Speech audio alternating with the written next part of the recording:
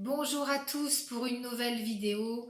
Aujourd'hui, deux fleurs de Bach, non pas deux complexes floraux, mais deux fleurs de Bach.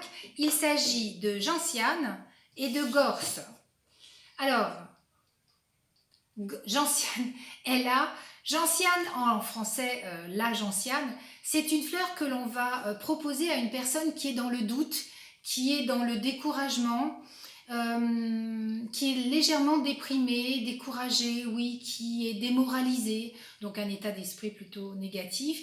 Elle est dans le doute, elle est dans la déception, d'une situation, de quelque chose, de quelqu'un, elle est déçue.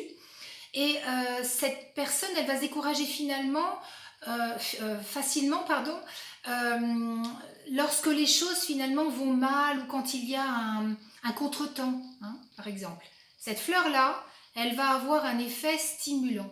C'est-à-dire qu'elle va lui permettre de se rendre compte que finalement l'échec n'existe pas à partir du moment où on fait de son mieux et quel que soit le résultat. Donc la personne est maintenant convaincue que les difficultés qu'elle rencontre finalement vont être surmontées. Gentiane. La deuxième, c'est la fleur de la foi. Gorse, l'ajon en français, c'est la fleur de l'espoir.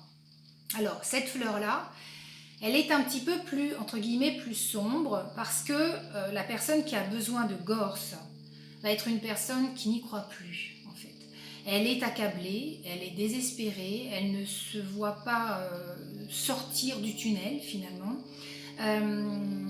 Elle le fait, si elle bouge, si elle fait des choses, c'est plutôt pour faire plaisir aux autres, à ceux qu'elle aime, justement, qui essaient de la motiver, plutôt que pour elle-même, et elle reste dans la douleur et elle n'y croit plus du tout. Cette fleur-là, elle va lui apporter un sentiment de confiance, un sentiment d'espoir, d'ailleurs, je l'ai dit, hein, c'est la fleur de l'espoir, c'est marqué au dos, c'est pour ça que je le regarde. Elle va lui apporter, j'aime bien l'expression, une espérance positive. Hein. Donc la personne est plus heureuse et plus gaie. Face à ces deux fleurs-là, je dirais qu'il y a deux couleurs dont on manque cruellement lorsqu'on est dans ces énergies-là. C'est le jaune et l'or. Le jaune, je vous en ai déjà parlé, c'est le soleil, bien sûr. C'est aussi, vous voyez la nénette là, aujourd'hui je me sens optimiste et légère. On en manque cruellement d'optimisme et de légèreté quand on est dans l'énergie de ces fleurs de bac là, qu'on n'a pas le moral. Comme on dit qu'on a le moral dans les chaussettes, voire pire. On manque de joie, on manque de gaieté, on manque d'élan, on manque d'envie de s'en sortir. Donc entourez-vous de jaune et pourquoi pas aussi d'or. L'or c'est plus de la lumière qu'une couleur pour moi. D'ailleurs la petite nénette là, elle est devant son miroir et elle dit aujourd'hui je me sens lumineuse.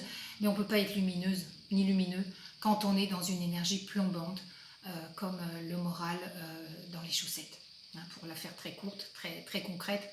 Donc entourez-vous de ces énergies-là parce qu'il ne s'agit pas de rester dans une énergie lourde et toxique.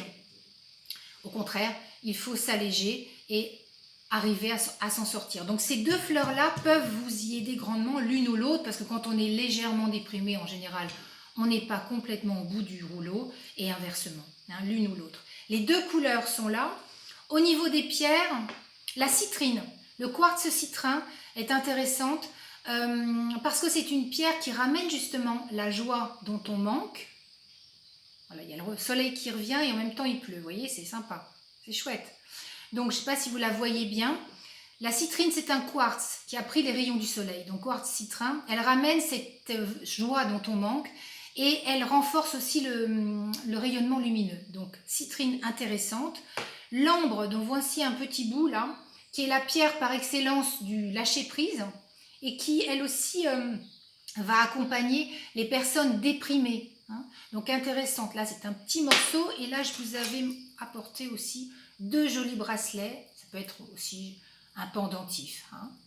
Et puis une dernière pierre, c'est l'hématite. Alors l'hématite, voilà un petit morceau d'hématite. L'hématite c'est une pierre de vitalité, là on est sur le premier chakra, donc chakra d'ancrage. Je ne sais pas si vous me voyez là, parce que d'un seul coup il y a le soleil qui arrive, tant pis je continue. C'est une pierre donc qui va contenir du fer à 98%. Elle est en relation donc avec le noyau central de la Terre et elle est recommandée aux personnes fatiguées, aux personnes anémiées. Et aux personnes qui ont besoin de soutien, et c'est là que c'est intéressant dans cette vidéo, on a besoin de soutien quand on n'a pas le moral. Donc elle est très utile aux personnes qui ont besoin de soutien et de discernement. Voilà pourquoi j'ai eu envie de vous la présenter. Et la cerise sur le gâteau, c'est qu'elle évite l'hypermentalisation. Donc vraiment intéressante. Et vous voyez, là, je vous avais apporté un gros morceau d'hématite. C'est fou, il y a le soleil qui revient, il pleuvait. Bon, tant pis, hein, on accueille. Voilà, là c'est une pierre très très dense. Alors évidemment, là on la laisse chez soi, mais il existe des petits morceaux d'hématite pour travailler facilement avec. En général, comme c'est du fer, ça ne se nettoie pas à l'eau. Vous imaginez bien qu'une pierre qui va à l'eau, elle va rouiller. C'est plutôt de la fumigation à la sauge ou autre chose. Si vous l'avez mise dans l'eau, veillez à ce qu'elle soit bien sèche. Essuyez-la bien avec un chiffon propre et éventuellement un petit coup de séchoir à cheveux pour éviter que l'eau, voyez, se place dans les cavités qui se trouvent là et qu'elle rouille en fait. Voilà pour les nouvelles d'aujourd'hui. Oui, ce que je voulais vous dire, c'est que j'ai créé ma nouvelle chaîne YouTube et que vous trouverez le lien en fait sous la vidéo que je vais mettre très vite en ligne. Donc écoutez, abonnez-vous à ma chaîne, ça serait sympa. Vous allez retrouver toutes les vidéos que j'ai faites pendant le confinement, des vidéos des interviews, des reportages qui ont eu lieu avant sur mes livres ou sur mon travail. Et puis bien entendu, après le confinement, eh bien, j'ai l'intention de refaire d'autres vidéos sur des thèmes qui me tiennent à cœur, que vous découvrirez au fur et à mesure. Voilà, je vous souhaite une belle journée et puis je vous dis à très vite pour une nouvelle vidéo. Ciao!